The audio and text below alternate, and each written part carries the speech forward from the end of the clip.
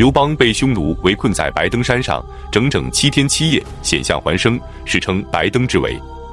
那么这场战役是怎么打起来的？刘邦的对手冒顿单于又是怎样一个人？匈奴又是怎么发展起来的？本期视频我们就一起走进匈奴的历史及冒顿单于。在中原王朝的北方大草原上，有一支游牧部落，被称为匈奴。他们每到灾荒之年，便会率领骑兵南下，袭扰北方的边境，抢夺财物，是让每一个中原王朝都非常头疼的邻居，刘邦也不例外。其实，匈奴是对很多草原游牧民族的一个统称，他们开始并没有统一的政权，而是由许多大小不一的部落组成的联盟，民族也不尽相同。其实，中原王朝与游牧部落的恩怨由来已久。西周时期，申侯就联合犬戎攻陷了镐京，导致周幽王被杀，西周灭亡。战国时期，林胡和楼烦也经常侵扰赵国，赵武灵王便以胡服骑射作为改革，拥有了可以对抗草原民族的骑兵，才得以守住赵国的边境。战国末期，赵国的大将李牧大破匈奴10余万，使匈奴10余年不敢再次南犯。秦始皇统一6国后，派遣蒙恬率军30万北击匈奴，却匈奴700余里，使胡人不敢南下牧马。随后，秦始皇便在原来秦、赵、燕长城的基础上，修建起了西起临洮，东至辽东，全长约1万余里的万里长城。从此，匈奴再想以小规模但以部落的形式南下抢劫，就变得无比困难了。因此，为了生存，北方草原上众多小部落的联盟和兼并就逐渐成为了一种趋势。到了秦始皇时期，北方草原上逐渐形成了3大部落联盟。在草原的东南面，希腊穆伦河流域及老哈河流域的是东胡；在阴山南北以及河套地区的是匈奴；在河西走廊一带的是月支。东胡最强，月支较弱，而匈奴则夹在他们中间。此时，匈奴的部落首领是头曼单于。匈奴和中原王朝一样，也实行的是长子继承制，所以头曼在很早的时候就将他的长子冒顿立为了单于的接班人。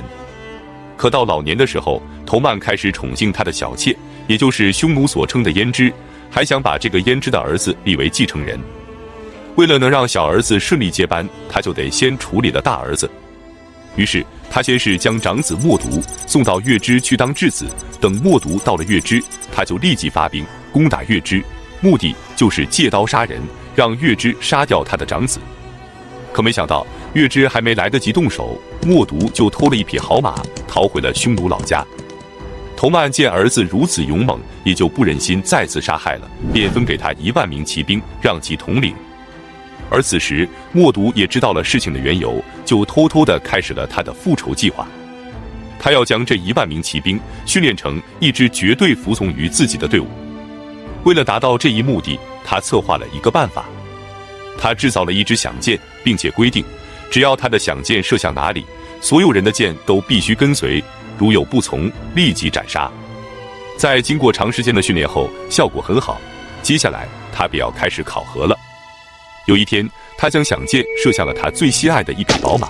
这时，有些人就犹豫了，没敢射。结果，凡是没有射箭的，全部被斩杀。过了几天，他又将响箭射向了他最心爱的妻子。有些人又犹豫了。结果，凡是没有射箭的，又都全部被斩杀。又过了一段时间，他将响箭射向了他父亲的宝马。这次再也没有人犹豫了，所有人都跟随响箭射向了目标。于是，冒顿觉得时机已经成熟了。公元前209年，也就是前20元年，冒顿跟随自己的父亲头曼单于去打猎。突然之间，他拉弓搭箭，将一支响箭射向了头曼本人。他所有的属下也都毫不犹豫，一时间万箭齐发，头曼立刻就被钉成了筛子，一命呜呼了。头曼死后，冒顿又将他的后母和后母所生的弟弟以及支持他们的大臣全部都给诛杀了，然后便自立为匈奴的单于。东胡听说冒顿杀父自立，便想趁着匈奴内乱攻打匈奴。为了能找到一个合适的理由，他们就故意找茬，以激怒匈奴和他们开战，同时也试探下这个新单于的底细。于是东湖派遣使者来到匈奴，让默读把刚刚死去的头曼的千里马送给东湖。默读询问群臣的意见，群臣都说千里马是匈奴的宝马，不能给。可默读说，怎么能为了与邻国交好而吝惜一匹马呢？于是就把千里马送给了东湖。过了一段时间，东湖又派使者让默读把他最宠爱的胭脂送给东湖王。默读又问群臣，群臣皆大怒，争先恐后的要率兵去攻打东湖。可默读说，怎么能为了与邻国交好而吝惜一个女人呢？于是又把自己宠爱的胭脂送给了东湖。但东湖还是不满意，他们又派使者让默读把东湖与匈奴之间的一块空地送给东湖。这块空地有1000多里，但没人居住，所以就成为了双方的缓冲地带。默读再次征求群臣的意见，这次就有人说这是一块被丢弃的空地，给他们也无关紧要。默读大怒，说土地是国家的根本，怎么能随意就送给别人呢？说完就将这些建议给东湖空地的人全部斩杀。随后立即命令攻打东湖，如有后退者，立斩不赦。他亲率大军向东去攻打东湖。东湖因为经过几次试探，觉得默读是个懦弱的人，没想到他会主动出击，所以也就没有做出很好的防备。结果可想而知，默读领兵前来，趁其不备，立即发动进攻，东湖大败。从此东湖部落全面瓦解，东湖各部归属于匈奴。此后默读又乘胜发兵，向北征服浑庚、曲舍、丁零、革昆、新里等部落，向西攻打河西走廊的月支，使其被迫西迁。然后又征服了楼兰、乌苏、呼阶等20余国，控制了西域的大部分区域。至此，默读单于雄踞于大漠南北，建立起了强大的匈奴帝国，拥有能拉弓射箭的军队达30余万。匈奴帝国的疆域也十分广阔，东到辽河流域，北抵贝加尔湖一带，最西到达葱岭，即现在的帕米尔高原，南边则靠近长城沿线，直接威胁着中原王朝。而且还收复了被蒙恬夺取的河套地区，并对汉朝的燕地和代地也虎视眈眈。首先，他就将目光瞄准了刚刚被刘邦迁徙到马邑的韩王信。那么，韩王信能够抵挡得住匈奴吗？白登之围又是怎么发生的呢？下期再见。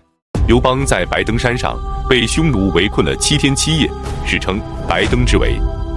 那么，白登之围是怎么发生的？最后，刘邦又是怎么脱围的呢？本期视频，我们就一起走进3维地图讲解之白登之围。公元前201年秋，匈奴首领默读单于亲率大军进犯汉朝。而汉朝方面首当其冲要面对匈奴的，就是刚刚被刘邦移居到马邑的韩王信。韩王信抵挡不住，一面向朝廷请求支援，一面偷偷地派遣使者向匈奴求和。当刘邦得知韩王信竟然擅自与匈奴议和后，便怀疑韩王信与匈奴暗中勾结，就下诏责备韩王信。韩王信十分恐惧，认为他已失去了刘邦的信任，担心刘邦会诛杀了自己，便一不做二不休，直接投降了匈奴，与匈奴联合起来，共同进攻汉朝。随后，韩王信便与匈奴挥师南下，陈兵于同堤。同堤是进入晋阳最后的关卡，易守难攻，他们就在这里等待着汉朝的援军。公元前200年冬，刘邦率领32万大军从洛阳出发，北上攻打匈奴，平叛韩王信。渡过黄河后，汉军便兵分2路，一路由刘邦亲自率领，正面进攻韩王信，向同堤进发；一路由周勃和灌婴率领，沿着太行山脉北上，通过井陉，进入新定盆地，插入匈奴和韩王信联军的后方，攻打霍人县。之后经过雁门关，翻越勾注山，再次兵分2路，一路是由周勃率领的步兵先行去攻打武泉，一路是由灌婴率领的骑兵攻打马邑，又受诏降服了楼烦以北的6个县，斩杀了代国的左丞相。随后去武泉与周勃会合，合兵击败匈奴骑兵，切断了匈奴的后援。之后便率军南下，与刘邦会师于同堤，两面夹击韩王信。此一战，韩王信大败，其手下大将王喜也被叛军斩杀。韩王信北上逃往匈奴。他走后，他手下的将领曼丘臣和王晃等人又将原来赵国的后代赵立拥立为赵王，聚集韩王信的残兵败将，准备再次与匈奴合谋攻汉。冒顿单于则分别派遣左贤王和右贤王各领1万铁骑，与王晃等人屯兵于广武以南及晋阳一带，阻挡汉军北进。但汉军一鼓作气，在晋阳城再次大败匈奴和王晃等人。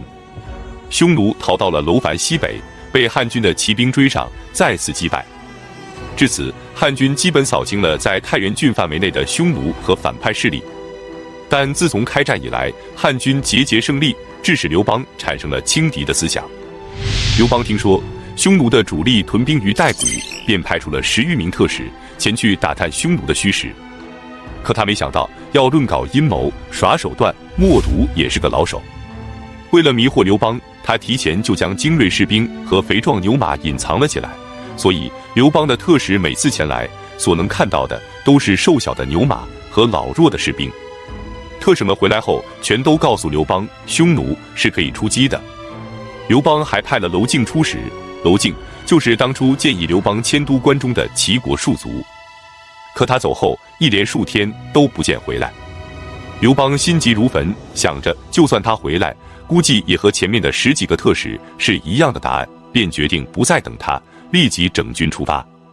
为了鼓舞士气，刘邦亲自率领数万轻骑为先锋，先行出发，主力大军随后跟上。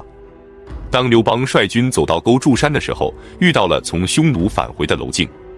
娄敬连忙劝说刘邦千万不可出击匈奴，因为两国相争，必斩其长，而我所看到的匈奴是只见瘦牛，不见肥马，只见弱老之人，不见壮士拉闲。匈奴之所以要反其道而行之，用意非常明显，就是要诱军深入。只要汉军出击，匈奴必有伏兵，到时候汉军就凶多吉少了。可此时刘邦的先锋已经到达了勾注山，后面的20万大军也已出征，开弓已没有回头箭了。所以刘邦非常恼怒，骂娄敬道：“你这个齐鲁，凭着2片嘴就捞到了官职，现在竟然敢胡言乱语，妨碍我军的士气。”立即将娄敬捆绑，拘禁于广武城，准备凯旋后再进行处罚。之后，刘邦率军抵达了平城。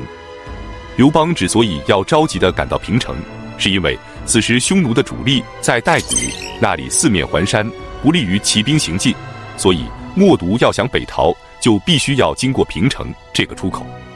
他先来守住这个出口，等主力大军一到，就可以关门打狗，一劳永逸地解决掉匈奴的大患。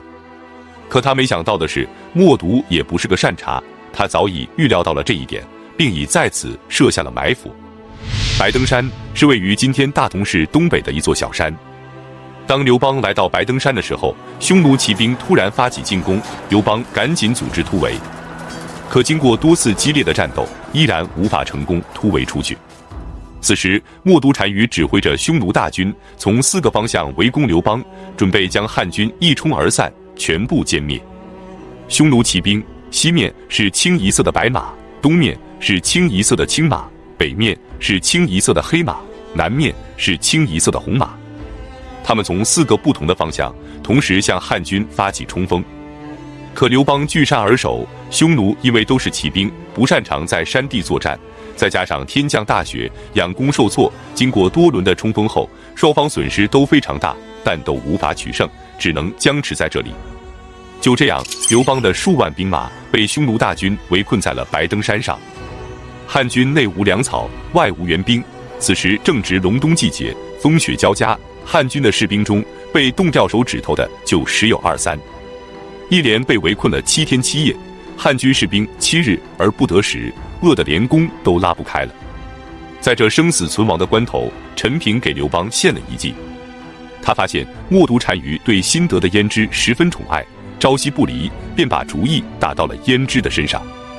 刘邦采用了陈平的计策，派遣使臣下山，向胭脂献上了大量的金银珠宝，并且告诉胭脂，汉朝的皇帝被困在山上，为了能让单于放走皇帝，我们已经派人去迎接汉朝的一位绝世美人，打算进献给单于，此女的美色天下无双，单于见到后必然喜欢。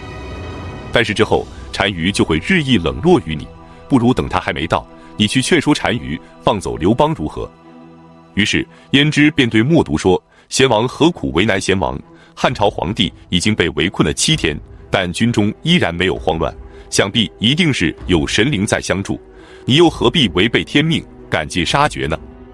不如放他一条生路，以免日后会有灾难降临到我们的头上。”此时汉军的主力已距离平城不远，而默读与王皇和赵立所约定的会师日期早已过了，可他们不但没有按时前来，而且是毫无音讯。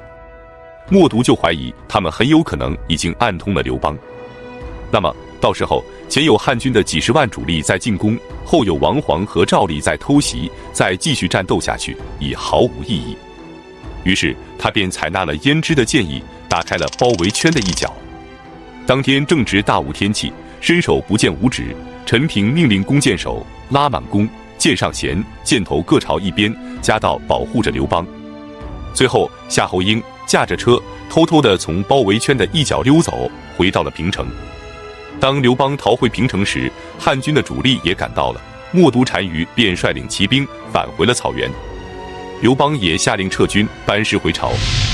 在走到广武的时候，刘邦下令斩杀了10几个之前建议攻打匈奴的特使，而娄敬则被封为关内侯，号为建信侯。陈平也由护友侯改封为了曲逆侯。至此，刘邦再一次死里逃生，白登之围也就此结束。感谢观看，下期再见。